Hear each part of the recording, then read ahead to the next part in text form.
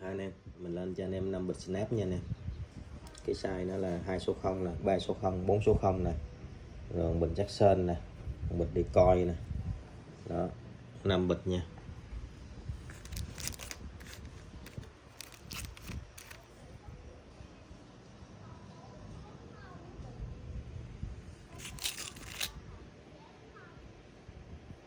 Tổng là 5 bịch nha anh em.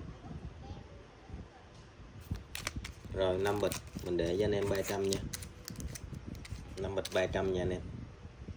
Cảm ơn anh em.